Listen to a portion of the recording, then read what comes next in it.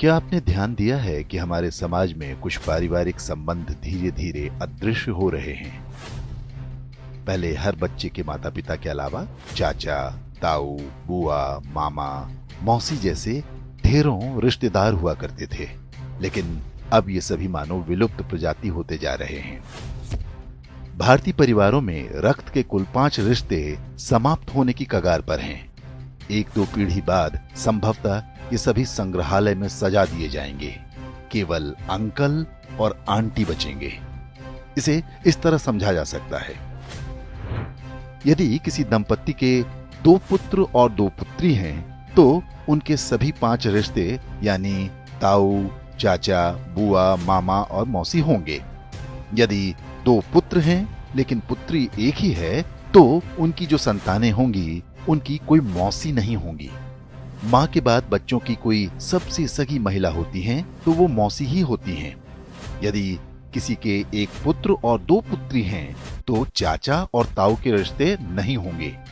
यदि 1 बेटी और 1 बेटा है, तो उनकी संतानों का न तो कोई चाचा होगा, न ताऊ, न मौसी। यदि 1 बेटा या 1 बेटी होती है, तो वो पूरी तरह से अकेला होगा। माता पिता के बाद उसका कोई रक्त संबंधी नहीं होगा। सिंगल चाइल्ड फैमिली को उनका निर्णय तीसरी पीढ़ी यानी जिनके वो दादा दादी होंगे बुरी तरह प्रभावित करेगा। उनका पौत्र या प्रपौत्र इस संसार में अकेला होगा। उसे अपने रक्त के रिश्ते की आवश्यकता होगी, तो इस पूरे ब्रह्मांड में उसका अपना कोई नहीं होगा।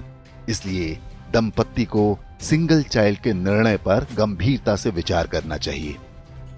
ये न केवल हमारे बच्चों को एकाकी जीवन जीने को विवश करेगा, बल्कि हमारी हिंदू परिवार व्यवस्था को भी नष्ट कर देगा। पश्चिमी देशों में सिंगल चाइल्ड पॉलिसी भारत से पहले आरंभ हो गई थी। वहां पर इसके भयावह परिणाम सामने आने लगे हैं। ब्रिटिश विद्वान डेविड सेलबॉर्न ने एक पुस्तक लिखी है जिसका नाम है द लूजिंग बैटल विद इस्लाम। इसमें बताया गया है कि पश्चिमी समाज पर इस्लाम का अधिकार होता जा रहा है और इसका सबसे बड़ा कारण एक शक्तिशाली परिवार व्यवस्था का अभाव है। यूरोपीय देशों में परिवार नाम की संस्था लगभग समाप्त हो चुकी है। लोग विवाह करना पसंद नहीं करते।